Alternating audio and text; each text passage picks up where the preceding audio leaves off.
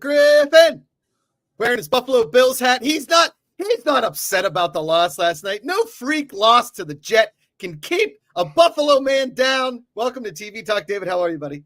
I'm doing well. Still proud. I love my Josh hero ball Allen. You know what? No one's open. Let's just throw it 80 yards downfield. Let's just see what happens. Someone's got to be. It's basically a punt. Let's just chuck it downfield and see what happens. That's what Josh does. We live and die by Josh Allen. That's just the way it is. He's the Brett Favre of this generation. He's going to throw a lot of interceptions, but he's going to do a lot of really cool things too. It's great being a Bills fan. As long as one of those things isn't sending his wiener to unsuspecting staffers at the New York Jets. Josh Allen, he's a man after my own heart. He plays quarterback like if I had an arm to throw a football, I would play quarterback. Step back, run into people, throw it as hard as I can, maybe hit a receiver, maybe don't. Maybe not. I don't know. Yeah. Have fun. Grow a crappy mustache, do some funny commercials, date Haley Steinfeld. What could go wrong? Exactly. It's fine. We'll be fine. Yes. It's all good, Josh. We'll be fine. It's only week one. Week one is a liar. Pittsburgh is okay, Josh. Your beloved Steelers will be okay. I think my Bills will be okay as well. Okay. It's just week one. Thanks, David. I needed that. I think I would, if I was a therapist, I would just do like specific football therapy. Like just have get on BetterHelp. Be like, oh, what's your main problem? Oh, sports. Yeah, here's our top sports therapist. It's Josh Macuga and his partner David Griffin. They just talk you through your seasonal sports anxiety, depression, freakouts, all that kind of thing. I will say I feel awful for Aaron Rodgers. You never want to see that happen to anybody. I never root for injuries ever. It's absolutely insane. People that say that Aaron Rodgers went down. It's, because guess what? As soon as Aaron Rodgers goes down, one of your favorite players is going to go down too. That's just how the NFL works. And you know what I mean? Jerry Miller, people are already saying it's the Madden curse. Was he on Madden? No, they're talking about Allen because Allen had a horrible game, but the Madden curse is more injury related. And as long as Josh, knock on wood, stays healthy, then that's no Madden curse. I just want him healthy. That's fine. Yeah. Okay. Welcome everybody to TV Talk. We're here every single Tuesday, 5 p.m. Pacific, 8 p.m. Eastern, whatever time zone you're in. It's that. Then it's then. We have a really fun show today, David. I may have a surprise for you today. We'll see. It's possible, but I've had it. I will tell you this much. Okay. I haven't had this exciting of a week in TV watching in my life, maybe ever. Okay. And I will give you 2 reasons. It's because I was floored by 2 shows that I've never even heard of. I never saw any marketing for them. Nobody told me about them. I got advertised one of them on TikTok, for crying out loud. And the other one, my mother-in-law just stumbled upon, and she was like, you guys got to watch this show. It's really good. And for Amanda, my lovely wife, the mother of my daughter, and the love of my life, for her to like a TV show at the same time, David? It's rare. It's a rare thing. We had a big week for the Macugas. How are you, sir? Tell me about your TV week. My TV week was good. I spoiler alert for looking ahead. I watched a Walking Dead episode for the first time in about 6 years. I stepped away a long time ago, but again, going ahead to later in the show, there's a new show out on AMC Plus called The Walking Dead: Daryl Dixon, or Daryl Dixon: The Walking Dead, whatever you want to call it. It is about Daryl in Paris. So that's where my journey took me. And I think, Josh, one of the shows you're watching has to do with wine as well. It's actually the sequel to Emily in Paris, David. Yes, Emily in Paris. Yes, Emily in Paris. She basically, what happens is Emily in Paris starts the zombie apocalypse. Is what happens. Her outfits are too good looking. She starts a disease, and then Daryl goes in there to try and save Paris after Emily in Paris has destroyed it. Yes, right. Yes. That's it. Well, what did you think of? It sounds about right. What did you think of Daryl Dixon in Paris? I think it's been too long for me. The show as an episode, I call it a pilot. It was fine. It was solid. They're actually shooting in Europe, which is nice. No more Atlanta. That's one reason why Carol isn't in the show, because she was like, I can't move. I'm not going to move to Europe and do this. I mean, she did that after 11 years in Atlanta, it's like, I'm done. There's French speaking people. Whoa, French speaking zombies? Yeah. Like he's the only American. Everybody's like, oh, you're American. Like, Josh, I have no idea what happened in the Commonwealth. How did he get there? That's what I know. He was on a boat and he just washed up on shore. I'm like, you know how long of a boat ride that is? It's a long one. America to France. It's like Titanic times. That's a long way. That's a long way. But it was fine. It hit all the beats. There were some cool zombie moments. You get to see Daryl being a badass. He gets in some cool fights. Okay. He meets this religious cult that has this young boy who they think is going to be the Messiah and save everybody from the zombie apocalypse. So it seems like Daryl's going to have this young boy to look after and all this other stuff. And I love Daryl. I love Norman Reedus. It was nice. Yeah, he's great. He's great. I feel like it's just been too long for me. I'm like, the zombies again. I was like, I think I'm just kind of done. But it's not bad. If you're a Walking Dead fan, I would think fans of the show would like this series. Definitely.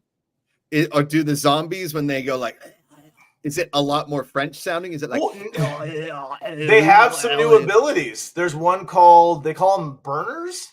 A burner. Okay. They use obviously the French word for it, but they grab hold of your arm and it's almost like an acid thing. Like it leaves a burn mark, like a handprint.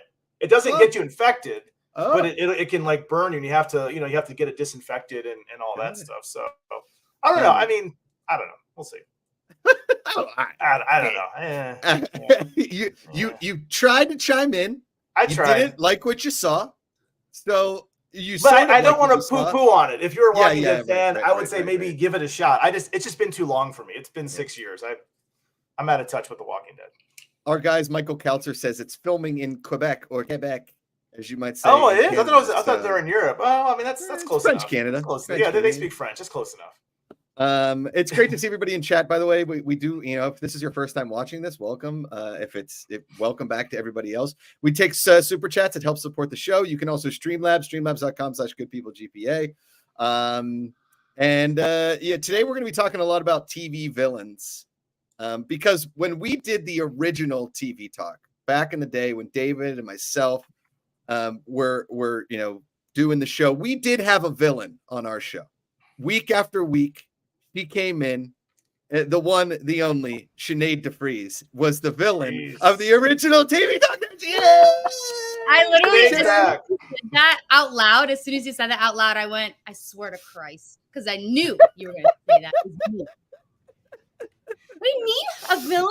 Never. Ever. Never. I was late every Monday, so maybe that made me a villain. I still remember one time I got there at as the countdown was happening, and I came running in. And then I always made it work though. Somehow I did it. Really? I always like when Sinead would be doing her makeup while the show was live. She'd be in there what do you think, every now and then. My hair extension fell out on camera. I was awesome. Oh, here it is. God, if only I cared that much these days. I just don't anymore. Give it up. As a girl dad now, Amanda works a few days a week, and so I have to get Rosie ready for school. And I only have one hairstyle that I can do. I take this like a rubber band, basically like a hair tie, and I just wrap it as many times around the top, and then just pull out a sprout, and she just has a sprout coming out the top of her head. That's but adorable. the problem is now she's got this little mullet in the back. So now I'm like, Rosie, do you want dinosaur hair? And I do one here, and one out the back. So she's got 3 spouts. I like and Amanda and the preschool sends pictures throughout the day, here's Rosie playing a thing, and Amanda's like, what is that hair? And I was like, it's the dinosaur. Aw, that's cute. She's a Stegosaurus. She is. It's actually kind of alarming how she looks like a real person. I know. She is too. It's very fun. She's very cute. Thanks. She's very sweet. I mean, we're all in the midst of this growing up thing that it just every day is a new little magical adventure of anxiety, terror, torture, love, fear. Yeah. All of Mine's it. in 2nd grade. It is Wow. Horrific. I had my first crush in 2nd grade, Katie Newcamp. Oh man. I know, I had mine too. It's bizarre to think about. I had a real full-on boyfriend in 2nd grade. So Harrison better not try nothing. Whoa, what was his name? Tyler. Tyler sounds like a 2nd grade boy's. Yeah. Boyfriend kind of name. A 2nd grade boy's name, yes. Yeah.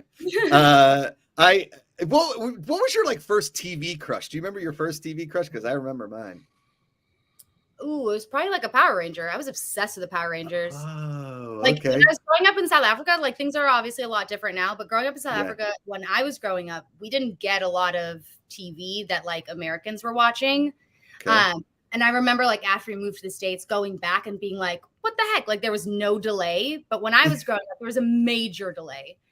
And one of the only TV shows that we got that was like not delayed or that we could kind of keep up with, where there were so many episodes that didn't really matter that there was a delay. That was all the same. It was the same every time. Yeah. Mm-hmm.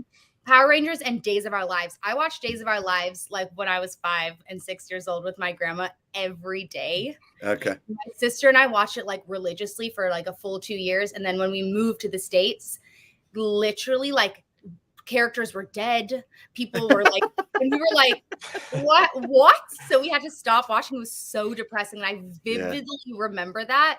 But yeah, no, I think it was just my first TV crush was most likely a Power Ranger or one of the Days of Our Lives characters. Wow. Yeah.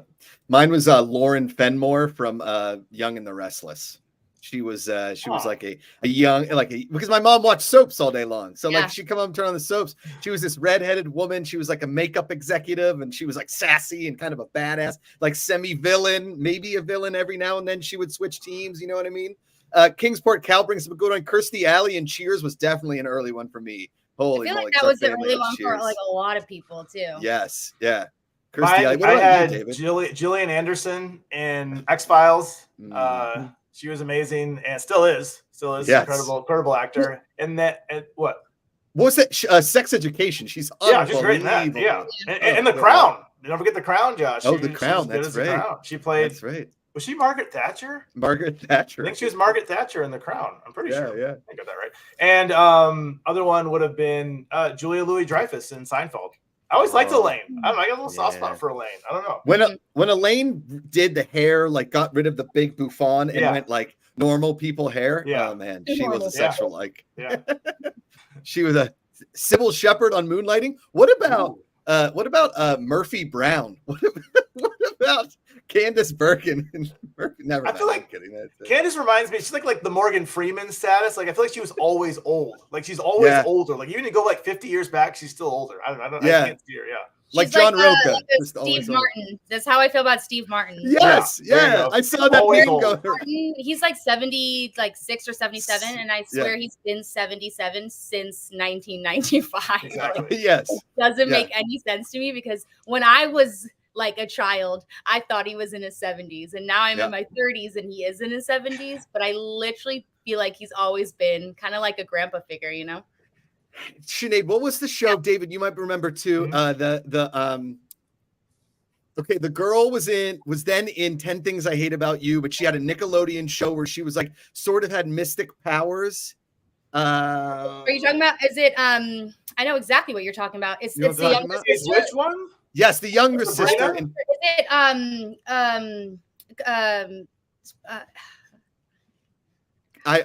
Can somebody in there tell me what? Secret World of Alex Mack. Is it Clarissa? Is it Clarissa something? Or no, that was Melissa Joan Hart, right?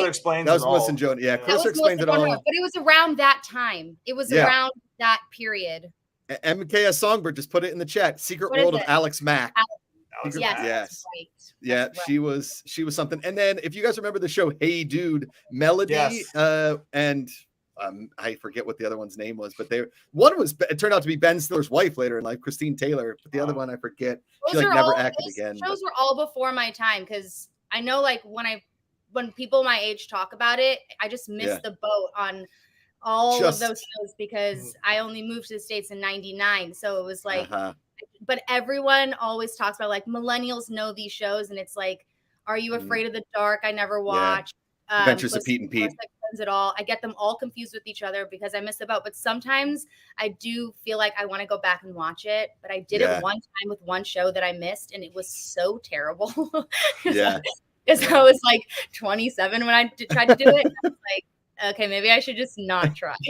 Just remember the good old days. Yeah, exactly. Right. Yeah. The youthful ignorance that we, enjoyed, and then we go back and like, this is trash. These shows especially do not hold up at all. No.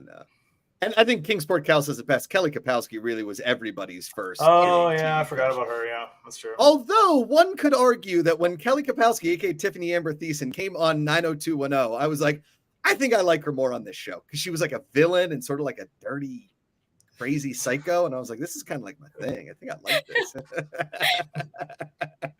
That's funny. Speaking of Saved by the Bell, Josh, Zach has Mark a new Paul show Gosselaar. coming out. Yeah, he has a new show coming out. It's like one of the bigger network shows. I don't know if it's NBC or Fox, but he has some show coming out. He's got something coming out this fall. Yeah, he's got a new show. I feel like he gets one every couple of years. It lasts a season, then it goes away. Yeah, they had that baseball one on a few years ago. Yeah, I like Pitch. Yeah, I like Pitch. Pitch was good. Yeah. So what else is going on, Sinead? Tell us about life. What are you doing?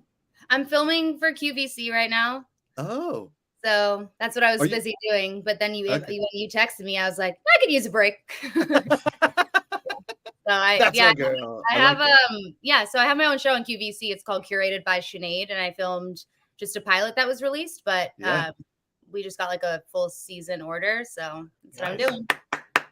Let's go. Sinead, Can you shoot it all from home? I'm shooting it all from home. Oh, nice. Whoa. Look at that.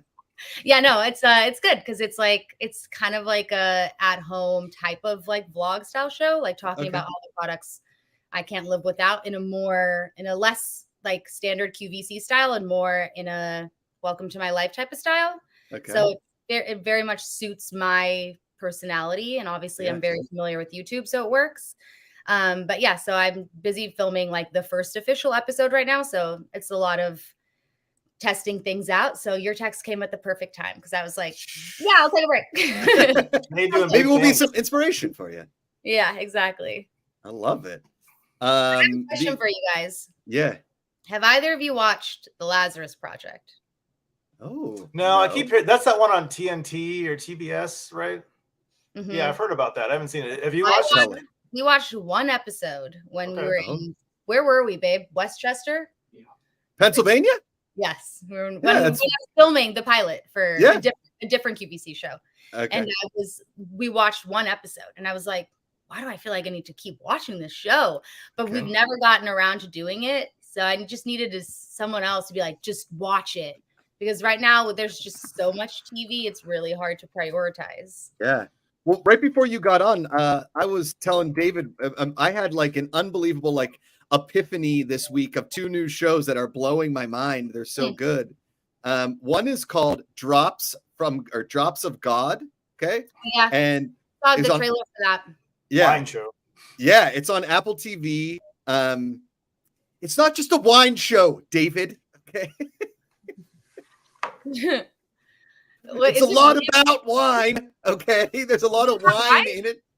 I like wine. I like wine. I'd watch it for that. The trailer then, because I don't remember it being about wine. Yeah. Okay. I'll set the stage for you guys. I'll do the pitch. Okay. So a girl's dad is like the foremost authority on wine in the world. Like he's a famous sommelier, enologist, if you will. Okay. He's like the guy in wine. Okay. And as a young girl in France, he was training her to become like the next great wine person. Well, it blew up in his face. And 25 years later, he dies and he leaves her his fortune. However, he also leaves his fortune to his favorite student at a university in Tokyo. Ooh. And they have to test against each other to see who gets the fortune, who inherits the $148 million wine fortune. Someone was just telling me about this show. I somehow do not remember it being about wine, but I do remember someone saying the dad dies and leaves the fortune. And it's like, one of them is like technically a stranger to the daughter or something. Yes. But they said it was really good. It's good. Amanda even loves it. Like we stayed up late last night, and as parents, if you stay up late, it's got to be a good show because today was totally ruined by our lack of sleep. Even if you lose like half an hour of sleep, your whole day's toast. That's Nils and I every single night. Every night we say we're not going to stay up late watching TV, and every single night we do. And Nils also watches like 14,000 TV shows that I literally don't. So he watches all those sci-fi shows, Oh, David's buddy. Oh, does Nils watch Foundation on Apple? Of course he does. Look at him. He goes, Does he understand? I love it, but does he understand what's going on? I have no idea what's happening, but I enjoy it. I don't know what's happening. You? Yeah. Yeah, he says he hate watches it, but he does understand it. He hate watches. But he hate watches it because and it's funny because every single time I'd be like, "How's your show?" And he'd be like, "Sucks. I got 2 more episodes though to catch up on." Like he literally. That's how I did with Mayans. That stupid show, Sons of Anarchy follow-up. I was like, I'll watch the last season. I couldn't get through. It took me a month to get through it. And Amanda's like, what are you watching? I was like, another 10 minutes of Mayans before I fall asleep. And it just took me for ever. It was the worst. Yeah, that's how we were with, what was that show? Silo? I like Silo. I enjoyed it. I loved it. I loved it, but it killed me because it was one of those shows that literally nothing happened until the last 15 minutes of every episode. So it forces you to keep watching. And we were at one point, I stayed up till 3:30 in the morning, and I was like, "Who do I think I am?" Like trying to stay up just because you don't get enough. You didn't get enough story in one episode. You have to keep watching. Silo's the Graham Yost show. It's a Graham Yost. Yeah, the legend. One second. I gotta find my keys. Hold on. Okay. She going somewhere? Where are you going somewhere? I'll bring her back. Crafted Jedi really enjoyed Silo. Kingsport Cal says Silo's dope. Jeremy Miller said I heard the same things about Severance. Watch Severance, Jeremy. Watch Severance. I tried. I think I told you. I got through the first 90 seconds of Severance, and I was like, nope. That's not gonna. So good. Everyone loves that show. I've never seen it, but Nils also was obsessed with that one. That's a commitment. If you're gonna watch Severance, you got to commit a little bit of time. Okay. It's on my list, though. It's on my list of the things that I need to commit to. You know. Yeah. Just like my wife, I got to commit to her. I'm kidding. That's a joke. Hudson Iser says the last season of The Magicians was that for me, meaning a slog to get through and like you just watched it until it was over. That was like me. Sinead, I watched all of The Walking Dead every single stupid episode. I don't know why you did that because like we all told you to stop. Yeah, I know you did. It's so many times, and then you did stop. Yeah. And then you went back to it. I know. It was it was Stockholm syndrome for me. I was like, I got to see how this ends. You're definitely in a very toxic relationship with The Walking Dead. And imagine if that toxic relationship at the end just like took your car. Like that was it. Like that's how it ended. She like took your car and disappeared. That's how The Walking Dead ended. It just like ended. It was like, hey, we live here now. Like there's no cure. We didn't. Not Daryl. Daryl's in France figuring things out. Shows like in the same universe. Good Lord. Yeah, now there's oh my God, it's ridiculous. Jerry Miller and said you and Roxy kept watching it. I texted Roxy about a month ago. She still hadn't finished it. I think I'm the only person I know that finished that daggum show. Now sometimes you're that, invested. You kind of just have to see it through because it would be even worse that you wasted so much of your life on that show and then you didn't even finish it. I know. See? Right? Yeah. It's like a great meal that gets really crappy in the middle. But they're like, keep eating. It might get better. And then it doesn't. The other show, Sinead, you got to watch this show. It is so good. Okay. I'm trying to get David to watch it. I'm obsessed with it. It's The Wire, but in London. And it's like it's called Top Boy. And it's these guys that are like Jamaican, okay, came over to London. I guess they have like a big Jamaican population in London because they all have this like thick London Jamaican accent, right? Where I have to watch this show in subtitles. Yeah. Okay. Because they're always like, yeah, come on, get in the car. You might come, bug one. And I'm like, okay, I gotta. We started watching, and Amanda's like, I can't watch this. I don't know what they're saying. So I went. Now I watch it with subtitles, and now I was telling David, they say this thing called Wagwan, which is like what's going on, but in Jamaican. So I walk around, I like go up to Amanda and be like, Wagwan. She's like, stop! You gotta stop saying that. It's like this is ridiculous. You can't keep saying Wagwan. Rose is gonna pick up on it. Yeah. Not Rick Zamora says, please watch Moving, guys. Anybody moving? What's Moving? No. It's like. I haven't even heard of it. Never heard of that. See, Moving is a TV show. Now I just typed in Moving in Google and it brought up places I can. Oh, it's a K-drama. It's a Korean drama. Oh, is it in subtitles? I like the Korean stuff. It's on Hulu. You can watch it on Hulu though. Oh, Hulu. Okay. Nice. Yeah. I mean, a group of innocent teenagers with extraordinary abilities go head to head with some of the world's most powerful governments. Ooh. I'm out. Superpower show. His dad's like, that's it. That sounds great. That sounds like 90% of the shows I watch. All right, I'll give it a try. If I like the pilot, I've gone away from my 3-episode rule. I don't have time for 3 episodes. Yeah, if you don't get me in the pilot, we're out. We're done. You had one shot. You had one chance at a first impression, David. Sinead. Remember the old days? We used to give shows like the 2 to 3 episode, test. But now it's just like, nope, first one, nope. Yeah, one and done. One and no done. time. There's too many shows. Too many shows. Too many shows. It's too many shows. It's like speed dating. You gotta get me 1 minute, 2 minutes. Yeah. Now, the one show that had it not been a Star Wars show, I probably would have given up on it after the first episode. But I'm now 4 episodes in. I'm all caught up on Ahsoka. I'm struggling so hard. It actually makes me feel better that you said that, because I was like, why do I not like this? Yeah, right. I must have hyped that. I hyped that up so hard. I was like, babe, don't forget, Ahsoka's coming out. Like, I was so stoked on it. Like, I can't even explain. Ahsoka? Yeah. Yes, I thought it was gonna be. I never think anything's gonna be as good as Andor, but I thought it was gonna like rival The Mandalorian. I was like, ooh, this is gonna be another really great, entertaining, less serious show, but like hella entertaining. It's not gonna blow my mind like Andor did, but I'm gonna love watching it. And I literally was like, like 20 minutes in, I was like, I swear to God, I was like, oh my God, I'm falling asleep. It was so boring. Yeah. And I watched the whole first episode, and I have not gone back to it. Nil said that he's all caught up now. He told me it does get better, but he said he struggled too. And I'm like, oh God. I think this most recent episode is by far the best one. And everybody's like, oh, this one's going to blow your mind on Twitter. Everybody was like, and I still was like, yeah, I would say it blew my mind, but I like that we got to spend more time with Ray Stevenson. I really like his character. But he's old. Some of the action, some good action sequences. But Sinead, that show, it's so much of your love depends on if you've seen all of Star Wars Rebels and all of Clone Wars. If you grew up watching those shows, this show is perfect. Like I'm a big Rebels and Clone Wars fan, so I love it because it's I'm getting all of my desserts, from those shows. Yeah. But if you've never seen that, there's a lot of characters. Like, why do you care about Ezra Bridger? Why do you care about all these other characters? Like, who's Ezra? And if you don't watch those shows, and you just don't know who he is, so that's the tough thing about the show. I think I just need to binge it. Because I think also I'm losing.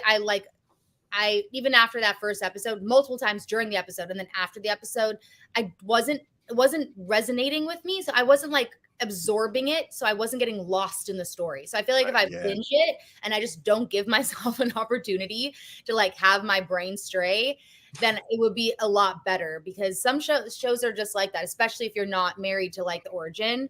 But there is a kids Star Wars animated show on Disney Plus. Have you seen it? Yeah, it's like little Jedi Academy school kids. Yes, I watched I watched it with Harrison, and then Harrison went to bed, and Nils and I kept watching it. Yeah, it's cute. So cute. It's such a great show. I know little Jedis. Still really young, but it is such a cute show, and it's really well done for sure. Speaking of little Jedis, here comes our weekly interrupt. She's going to knock over a cord. Oh, you stepped over it. Nope. Oh, we did it. Come on in. You want to say hi to Miss Sinead and Mr. David? Come on. No. Doesn't want. Nope. No. I know that. No. Yeah. Miles does that too. Nope. No way, Dada. No way, Dada. I will say, in defense of Andor is like perfect TV, right? In like the Star Wars world where every show is just about a map. At least in Andor, like he was trying to get something accomplished. Whereas I don't know what, like, even if they bring Thrawn back, does he have some sort of power that unites the Empire? Like, do they need the leader? What do they need this for? Is there like a political? Nobody has said like Thrawn's blood will reinvent the Empire and like starts. It's just like we got to find Thrawn because he's the meanest of all of us, and he wants the Empire back. What does that do for me?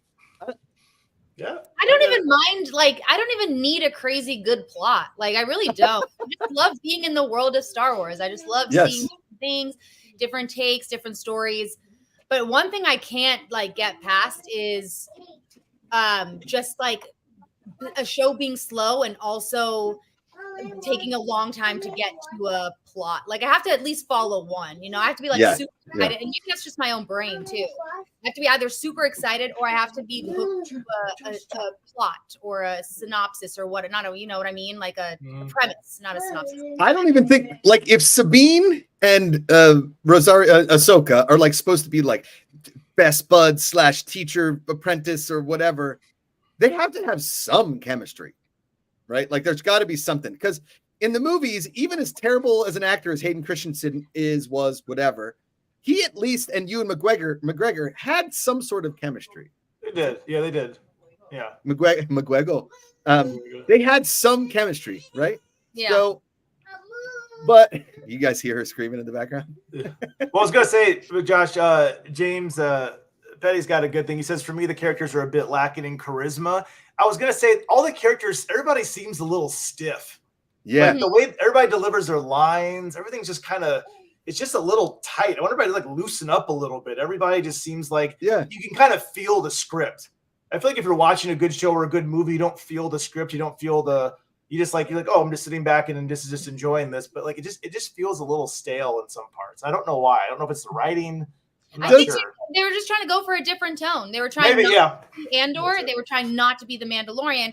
And the tone feels like you're right. Like it does feel really like, and almost because it's so stiff, a lot of it feels a little stagnant at times too. Yeah. Sure. So, and I'm literally only talking about the first episode here, okay? Because that's all I watch. Yeah. But like, I also was like, why am I felt every pause. I felt every like weird break, and I was like, this is bizarre feeling. Like it was a totally different vibe, and I would usually be okay with that. I just think they were trying to do something, and it's obvious they were trying to do something. If that makes sense.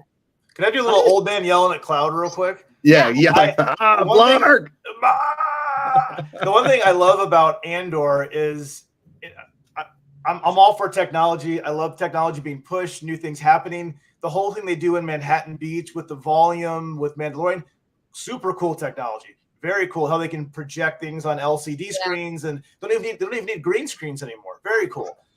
But it's kind of going back to the Daryl Dix in The Walking Dead. I'm probably not going to watch another episode, but it was nice to see Daryl walking in an open environment as somebody said, in Quebec, Canada, where they're filming. That's great. It's a real environment. I'm kind of like, the environment seems stale. It's like you're looking at a painting. It is a soundstage. It's a soundstage. Like nothing's happening in the background. It's kind of nice to see people just walking in nature, even if it's outside of Atlanta. At least you're like outside. And I think I'm kind of missing that in some. David, I don't know. It's old man yelling at Cloud. I'm sorry. I'm done. I'm sorry. But let me just like hit your point there real quick, because it's genius. Is this show is so bad-ish that you would rather see people walking through wilderness than a lightsaber battle, which, by the way, every lightsaber battle is the same. It's the same lightsaber. They're doing the same thing. I'm sorry. I'm rooting for the hot blonde evil Sith. I'm like, hey, give me her. I think she's... Are you leaving? Oh, I love you. Thank you. Someone did confirm. Oh, hey, Rosie. Hi, Rosie. So someone did confirm. That's what I thought. I thought the Daryl Dixon show was shot, because I remember that's why Carol didn't want to be on the show, because she didn't want to move her family to Europe. That's why, so it was shot in Europe. But anyway, it's just nice to see people walking around in nature. That's all I was trying to say. David just wants a good nature hike. It's like a good nature hike. I totally agree with you. Like that was like half of why shows shot in different places. That's why so many shows are filmed in Canada or whatever. Like some shows just really benefit from like practical sets, natural depth too, especially in a show that is as stiff as this one. Maybe that's like the one thing that would totally ease it off and make it perfect. Who knows? Like let's if Ted Lasso didn't have like the exteriors in the actual little town of Richmond, if you want to call it, or the actual stadium, or like the actual pub, even if that was a soundstage, they lit it perfectly. It looked like an English pub. If that didn't have it and it felt stale, I think that you would have lost a lot of fans. Seriously, like the practical nature of how that show was shot, I think was, a lot of the character of the show, because you wanted to be in Richmond. You wanted to be one of those fans. You wanted to be one of them. Wiley OFC put in a super chat. Thank you, Wiley OFC. Help support the show. I'm at the point with shows that if I'm going to get through them, I have to focus on one streaming service at a time. Yeah. That's a ballsy way to live. That's a ballsy, but I hear you. Yeah.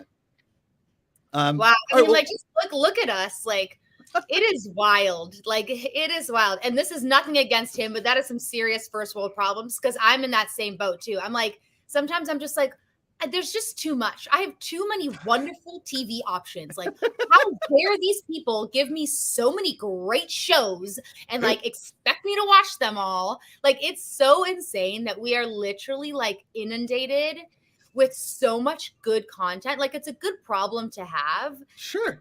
And it's just wild, like, that we are literally having to like break up with certain streaming devices because there's too much. Yeah. Like we talk about Paramount Plus all the time, there's a lot of good shows on there.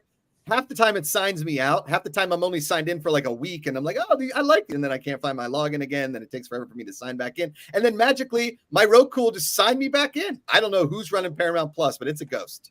Oh, I don't know who still uses Roku. Roku's big. I think Roku's still, it's hanging in. They have, that Roku bought all of Quibi's library. Remember Quibi? Yes. Remember the short? Yeah, I do. Remember Liam Hemsworth had a show? Remember? Yeah. So if you want to watch those shows, Quibi bought the rights. Yeah, Quibi bought the rights to all those shows, and they renewed that Liam Hemsworth show with the guy, I'm blanking on his name, the guy from Inglourious Bastards. He was the villain in the show.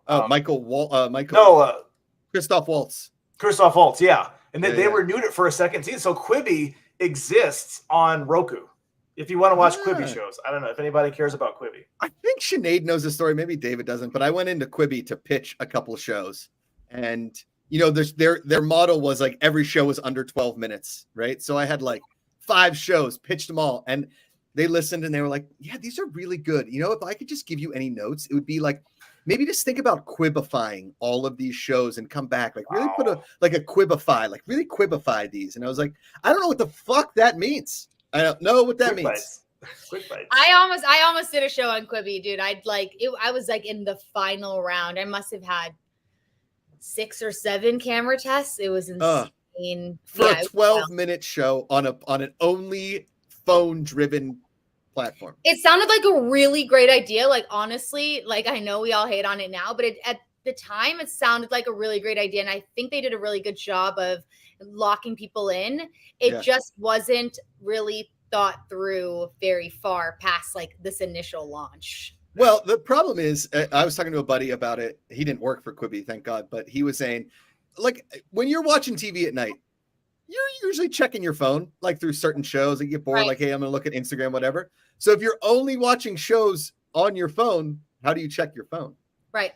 Well, that's what Katzenberg's idea was. He's like, well, people have a shorter attention span, so the episodes will be shorter, and they won't have to look at a screen for an hour. And I'm like, do you know how many people watch the series finale of Game of Thrones?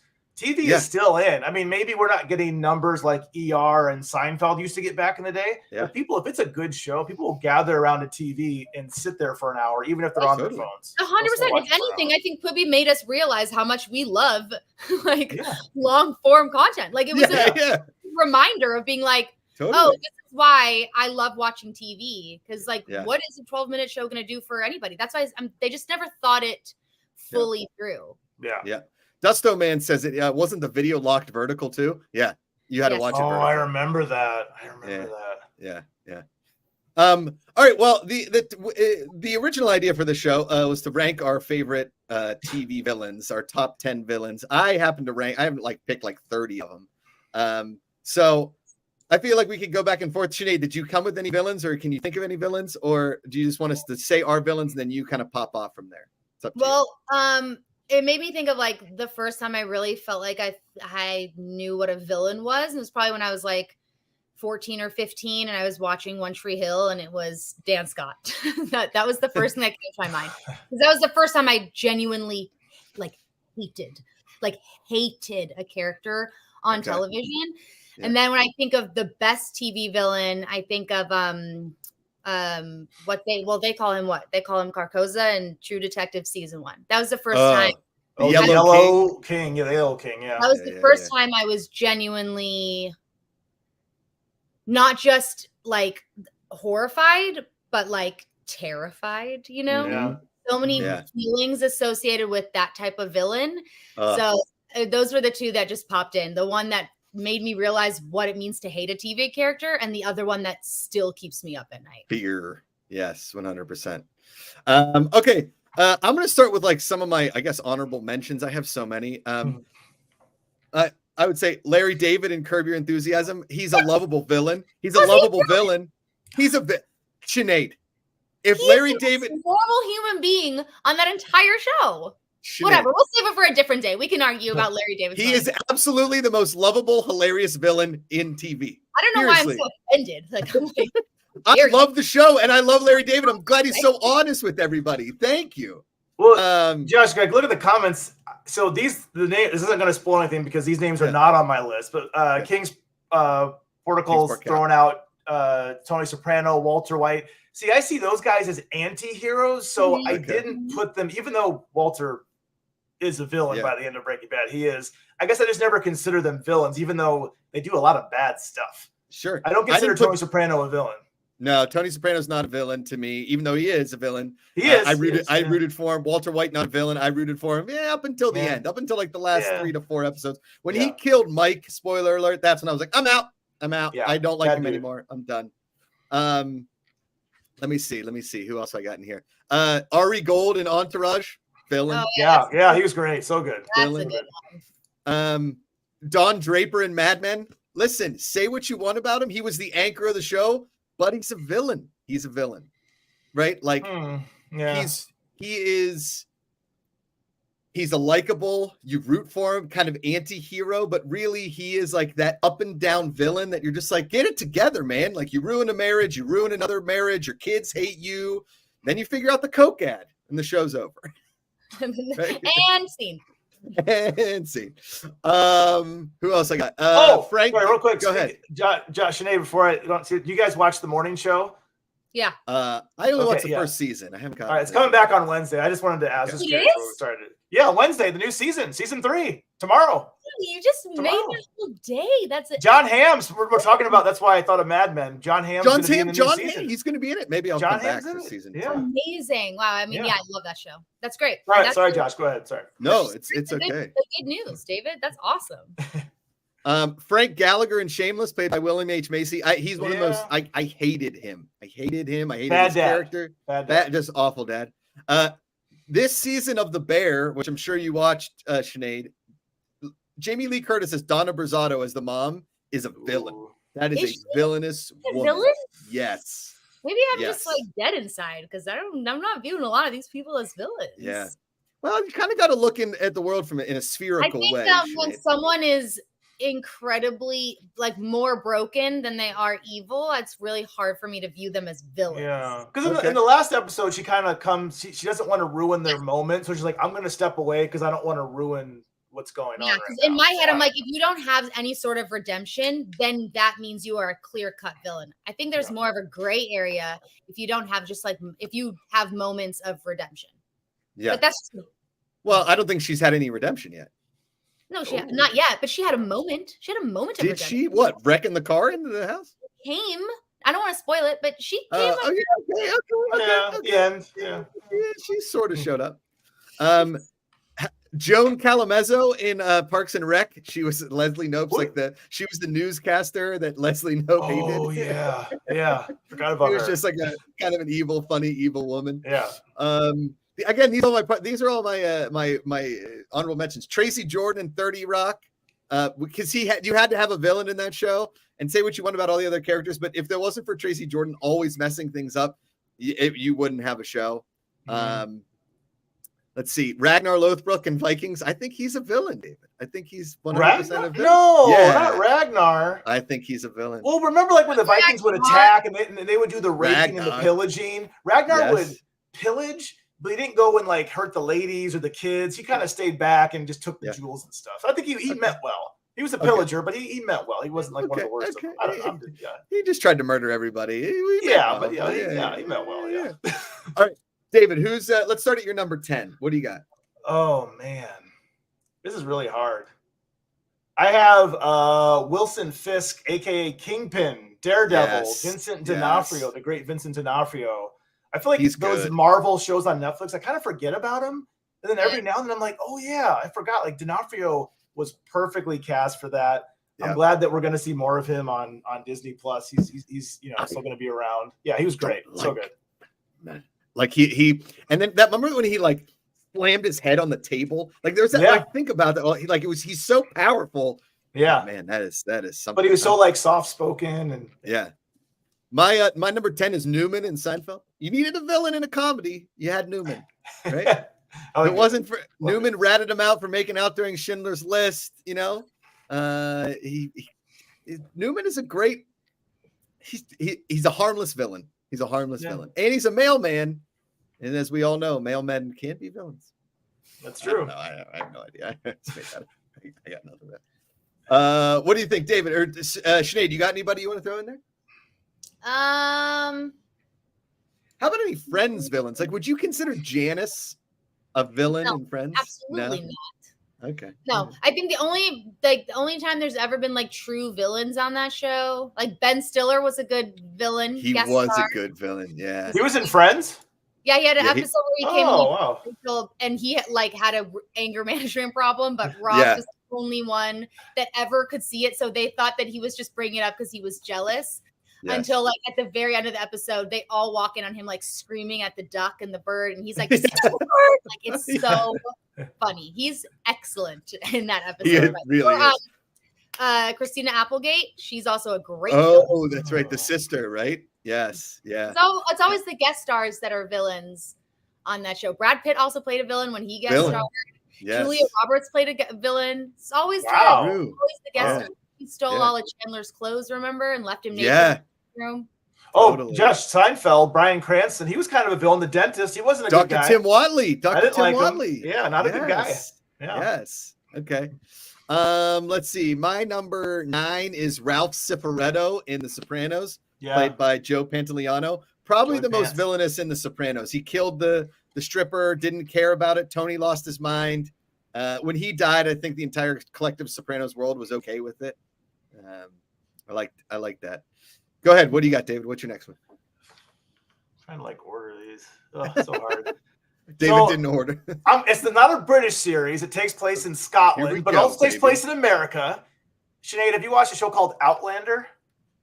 No, but I think my parents were like addicted. Ooh, man, I'm getting old. It's really well done. I guess it does skew a bit older, but I'm talking about Black Jack Randall, played by Tobias Menzies. Tobias Menzies plays a few different characters. He was Brutus in Rome, Josh. He's also you know Tobias. Yeah, he's been around. He plays the husband in the present day, and then in the past, he plays the villain of the show. So in the first season, so he's really. I love Tobias Menzies. One of my favorite character actors out there. He's excellent. Menzies. Jerry Miller, he says somebody in there very interesting that I kind of wanted to put in mine as sort of a joke is Mr. Belding. You know what, Mr. Belding, he meant well, but he really was kind of the worst in Saved by the Bell. You know? No, I'm kidding. I don't know. That was a joke. My number 8 is Skylar White, wife of Walter White. Okay. She was the worst wife in the history of TV. Now, listen, I know that you don't want your husband to be a meth dealer, and it really all happened very quickly for you and your family. But, you know, listen, he was bringing home the bacon, and, you know, he could have, there's a lot of ways she could have helped him instead of cheating on him with the guy that she was doing the books for. Ted. I don't know. Ted. I remember that name. Ted. Yeah. Ted. Yep. Can I tell you guys something? I've never seen Breaking Bad in my entire life. Sinead. Not one episode? When it was happening, when it was happening, it was so overwhelming to try to get into the show because it was one of those shows where, like, I'm grateful I eventually watched Game of Thrones, right? And I watched all of it and, like, it was fine. Yeah. But I think I'm happy I did not really get into it when everyone was watching it and try to watch it from the beginning when everyone was watching it because it was impossible to get into Breaking Bad because it was the Game of Thrones of that time where everyone talked about it all the time. And I was like, I had to block it all out because if I got to know the characters, I would have been spoiled bajillions of times. So I just was like, eventually I'll get to it. And then there ended up being like 40,000 episodes. There's a lot. Like it's on my list of things I have to commit to, but I still have to finish The Sopranos. I still have to finish The Wire. Like I have so many long shows to get through that I'm really enjoying now that like nobody's talking about it and like making it feel like I'm watching it for the first time. And anything that anyone's ever told me about those shows, I'm like nothing stuck. Like I know too much still about Breaking Bad. I feel like to like fully have that experience, I want to watch it as if I'm watching and I don't know anything. So I think so like in 10 years. Yeah. And then you can watch Better Call Saul after too. Well, because Nils is obsessed with Better Call Saul. And I've listened to bits and pieces of it like in the background. And I've so many times I'm like, ooh, I want to watch this show because I know it's so good. But I gotta do it in order. I know it's very disappointing to everyone I tell, but I thought I needed to be honest with you guys because you guys have known me for a very long time. Well, I can tell when you don't watch a show because you zone out when we're talking about it. No, I just said I think I zone out because I don't want to be extra spoiled. Oh, smart. That's right. Smart. Like, she's gonna watch it 10 years down the road. I'm like, don't let it go into your brain, Sinead. So that's why I'm like looking up because I'm like, think about anything else. What are you gonna eat for dinner? I don't want spoilers. I don't want them. Okay, what David, you're number 8, I believe. Number 7. 8 now. 8. I'm gonna go with good old Mr. John Lithgow, the Trinity Killer, Dexter season 4, the last good season. Good season. Maybe great season of Dexter. One of the best TV villains. Lithgow is one of those guys who, an incredible actor, kind of got the Robin Williams thing. He can do comedy, of course. You know, he's funny. But he's also good. Remember Cliffhanger, Josh? The movie Cliffhanger? Yes, of course. Yes. Great villain. But he can also do Harry and the Hendersons. Yes. All kinds of stuff. Yeah. One of my favorites. Harry and the Hendersons, very underrated movie. And just a quick throw, the new season of Dexter, The New Blood that came out, not bad. Not bad. Okay. They're not moving forward with more episodes, I guess, but I heard it's terrible. I think it was better than the last half of Dexter, the original Dexter series, I thought. Okay. Yeah. Well, I would hope so, but I think maybe people had hoped that this was going to solve all of their Dexter resentment.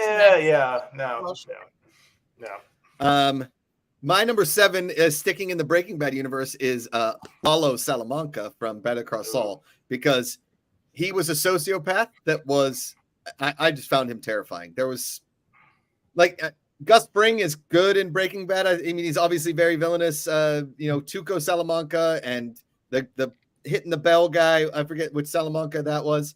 But there isn't anybody else like Lalo Salamanca in both shows. He's the most terrifying of all of them. So I won't give you any more, Sinead. I'll leave that at that. David? Yeah. Oh, I'll just go into Breaking Bad. I have Gus on mine. Okay. Gus wasn't the scariest. He was just the coolest villain. If there's like top 10 coolest villains of all time, like spoiler, when at the end got half the face blown off, like he still adjusts his tie just so even when he's dying, he's gonna look sharp. He's gonna look good, even when he's going out. I mean, he's just the coolest villain ever. Coolest dude. I love him. I love. But I don't know if he was like the scariest, but the coolest villain. Okay. Yeah. Next for me is Joffrey Baratheon, the person I wanted to punch the most in that show by far. He's on my list too, Josh. I have him on my list as well. Yeah, he's just the worst. What he did to poor the come on, not the Sophie prostitute. Turner. No, the prostitute. Turner. Yeah, but Sophie Turner. What's her name in Game of Thrones? Come on, Sansa. Sansa Stark. God, it's been so long. Yeah. There's so many villains. I know. And I haven't even gotten to Cersei because she's on my list too. Because don't you kind of feel like they're all villains in that show? Yeah, they are. But Cersei actually liked watching on screen. Joffrey, I'm like, get out of here! I wanted him gone. God, yeah. I kind of wish he would have gotten the shit kicked out of him and like beaten to death instead of poison. You know what I mean? But you get what you get. You get what you get. The Purple Wedding. I think that was called the Purple Wedding. Was that the Purple Wedding? I think it was the Purple Wedding. Yeah. I think so. The other guy, what was the guy's name that was always eating? Not Ramsey Bolton was obviously the worst too. Yeah. What was the guy's name that hosted the Red Wedding, and then they killed him at the end when she dressed with the man of the many faces? Like the the guy from Harry Potter. He was the guy who was in Harry Potter. Greenskeeper. Yeah. Who was it in Harry Potter? Was it Filch? It was Filch. Filch in Harry Potter. Yes. I can't think of his name. That's all I wanted to say it's Filch. It's Yeah, Filch. Filch. It's friggin' Filch. Yeah, from Harry Potter. Yeah. Who's your next one? Walder Frey. Thank you. Walter Frey. Walter Frey. Thank you. Walter Frey. Bang, bang, boom. Who's my next? Yes. I have Mads Mikkelsen as Hannibal Lecter. Oh. The NBC series Hannibal, the very sadly short-lived Hannibal series. One of the better TV performances. It's kind of low-key, but Mads Mikkelsen was awesome as Hannibal. It was really there good. was this dude on Twitter, and I don't know, he doesn't tweet at me anymore, but when we first started doing TV talk, I swear to God, he tweeted at me every day, watch Hannibal, watch Lucifer. All of the time. I remember that. He's up on the clutch. Like, I remember that guy who tweeted you that every day. Every fucking day. I totally remember. That's so funny because I just deleted Twitter. I was like, I'm done. Like, even when I would go through, back when I used to go through the tweets, even before we changed it up, and I would go through the tweets. I remember seeing that every single day. Every day. Oh, Lucifer, the devil, he comes to Earth, and what does he do? It's a procedural on Fox. He solves crimes. Why is he solving crimes? What's he solving crimes? And then they resurrected the show. They canceled the show because everybody thought Netflix brought it back. Yep. And Netflix is like, no, we're going to keep bringing back the detective Satan. Like, let's go. He solves crimes. He's Satan, but he also solves crimes. It's fine. Like, can you imagine? I would have loved to have been in that pitch room when they're like, hey, we got a show for you guys. It's Lucifer, but he solves crime. And they're like, no. And I'm like the main. I'm like, no, I don't think that's it. And everybody else is like, no, I think that's genius. Like, that's the best show we've ever heard of. I'm like, green light that one. I'm like, am I eating crazy pills here? What is going on? And then it lasted, and people are like, oh, so good.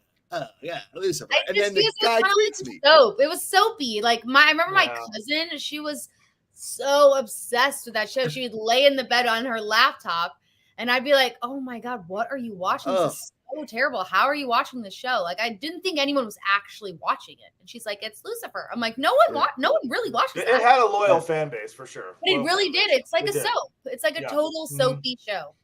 Kingsport Cal, Lucifer is based on a DC Vertigo character. I don't care. It still sucks. It could be based on James Patterson's best-selling novel of all time. I would still think it blows. Okay? Sorry, I yelled. My next one is Boyd Crowder in Justified, David. Boyd Crowder in Justified. We're in sync, Josh. That's two. We have two on our list. Yep, I have that one as well. Yep. That. Crossing it off. Sinead, that's another one of the shows you should put on your list, Justified. Well, I watched the most recent one because Nils was watching it, and I couldn't not because it was like one of those shows where I was like, I'm not going to watch it until I've watched Justified. And Nils is waiting. He so patiently because he loves Justified. He's like, I'll watch it with you. I'll watch it with you. Yeah. I'm so excited for you to watch it. And I'm like, okay, like it's on the list. But it's really hard not to watch it because it was so good. You know, so I feel like Nils and Timothy Oliphant are the same body type, same haircut. Like they have like that same general like sinewy hipster sheriff. You know, I think Timothy Oliphant is such a daddy. I think he really is a daddy. Yeah, his daughter was on the show. He really is. Yeah. No, but I don't mean like a daddy. I mean like a. I see. Well, we get your type. We get your type, Sinead. We get it. We get it. What, like skinny white guys? Yeah, skinny white dudes. Yeah. That's funny. He doesn't have a British accent though, so. Shucks. Yeah. David, who you got next? Oh boy, where are we going with this one? Let's go. I'm gonna go sci-fi, Josh. Let's go Battlestar Galactica. Ooh. 6, but this is I'm not gonna break down all Battlestar, but this is Head 6, the one, the tall blonde, Trisha Helfer. You've probably seen her. Oh yeah, I met her. She's former model. Very, very nice. I met her too. She's what's her name's good friend, our friend Katie Sacco. She's her good friend. Yeah, she's great. Super nice. Schmoes back in the day. Yeah, really nice. And she is the one who's in Gaius Baltar's head, Like when he's around, like she's always there. And is she a figment of his imagination? Is she an implant in his brain? What is she? But she's fantastic. Trisha Helfer is one of those people who it's like, who is this person? But I think her performance on that show is like, I don't want to be too hyperbolic, but I feel like it's Emmy worthy. I think a nomination, just a nom, maybe a nomination, just a nom. Doesn't need to win, but there's a lot of great performances on that show, and Trisha Helfer was one of them, especially for someone who you don't really, I don't even know what she's doing right now, but she was great on that show. Okay. We got a super chat from Hudsonizer who says Littlefinger from Game of Thrones. Agreed. Omni-Man from Invincible. David, can you confirm? Invincible it's very good. It's very good. Okay. I have the comic book over here. Yeah, it's very good. Okay. Gull Duckett from DS9. I don't know what that is. That's Deep Space Nine. That's a Star Trek. Ah, got it. That's in space. Shuli from the other two. You mean the comedy She Caused the Insurrection? And then Homelander from The Boys. Yes. Yeah, Homelander's great. He is. Homelander is great, and he's great in that show. And speaking of Homelander, is my number 4 is Kai Proctor in Banshee. Great show. Love Banshee. And the show that Homelander was in before until we got there. But yeah, Kai Proctor in Banshee. Agreed on Homelander. Agreed. Okay, we're up against it time wise. Amanda's going to start freaking out, and I know Michelle. Oh, it's already 6. Oh no, yeah, already 6, and we don't want to keep Sinead too long. So let's just rip out our villains. And Sinead, you give us a thumbs up, thumbs down, or okay. Never saw it. All right, David, go. Stringer Bell, The Wire, Idris Elba. Yes, I'll stick in there. Avon Barksdale in The Wire. Now everybody think he's an anti-hero, but I David, go. No one's gonna get this one. This is from that show, that sci-fi show Farscape. I told you about, Josh. I love it. from the late 1990s, early 2000s. Character called Scorpius, played by Wayne Pingram. Very good actor, very good performance, cool villain.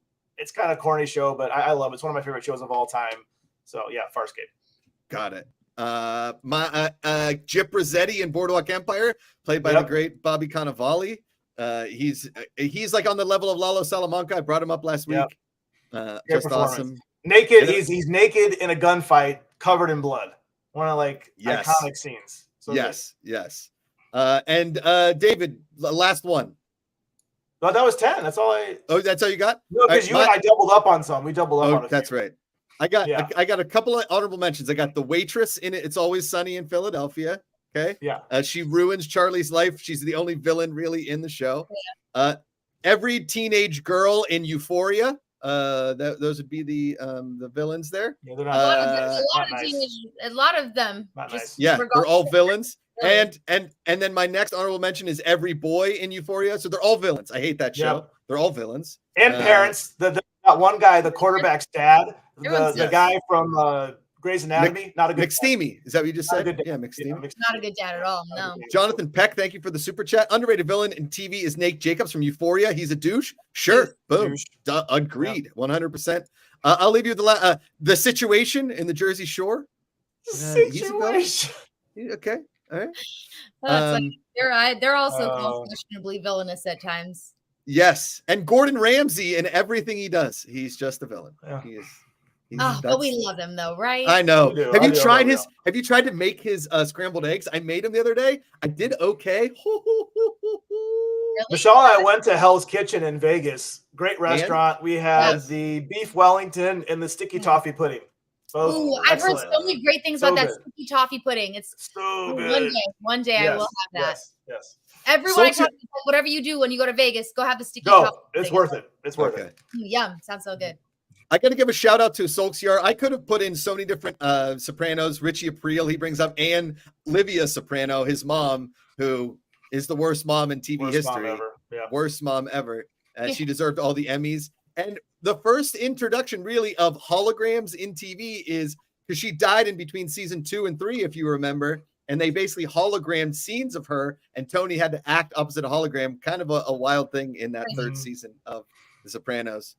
This is TV Talk. We're here every single Tuesday, 5 p.m. Pacific. Sinead DeFries, we love you so much. It was so great having you on an entire episode. Congratulations on Curated by Sinead. Thank you. I appreciate it. That's so Sinead.blog. Yes. That's right. That's still somehow up on the internet. So there. Oh man. So is this show only on QVC, or is there like a QVC.com? Is it where else can we see it? It's on QVC Plus, which is to whoever that was. It's another streaming service. It's totally free. It's totally free. Okay. Yes. Obviously, because they're selling products, so they're not going to make you pay to watch the shows too. But they have a lot of different programming. It's kind of like QVC's introduction into more like younger, modern demographic type of stuff. So it's not like the QVC you see on TV. It's like a different style of it. Yeah. But yeah, it's just the show's called Curated by Sinead. It should start rolling out weekly, I think, at the end of September. How much shoe content is in there? Because I know you're a good sneakerhead. You're quality sneakerhead. Well, this first episode, there's one pair of sneakers in it, but most of it is actually, the idea of it is all the types of moms I am. So like a real mom, a pet mom, and a plant mom. So it covers more of like a lifestyle type of stuff, but it really is of everything. And like tools, like one of the episodes I use like a power drill. So just like fun stuff. I love it. David, I love you, buddy. As always, it's always fun to do the show with you. Maybe one day we'll all get together and do a show together. Or maybe one day we should just all like go have a drink, like normal. Yes. People. Yeah. Or you guys could come visit us up here in heaven and I know. Hang out. That's not that. We're definitely gonna do that because we have to go up there again soon. So I'll let you know. The horses. We saw mountain lions the other night, which was wild. Wow. Yeah. And we have these feral pigs, and the other morning we woke up and they had like a pig hunt to try and kill a bunch of these pigs, and it was a shooting gallery up here. It was wild. Wow. Because those the pigs are really bad for the environment. They're really bad for everything. So they got to kill as many of them as they can. I was like, let's just get grenades. I mean, at this point. So terrible. Preserve the meat at least. Yeah. Thank you, everybody in chat. It's great to see everybody. And choose positivity. It's an active choice. Call somebody, text them, tell them you love them. It matters. It's way easier to love than hate. Find the good. We'll see you next time. Until then, put down the book, pick up the remote. See you next time. David, just keep talking until I end the stream. Morning shows on tomorrow. Morning show season 3. John Hamm is playing Eli.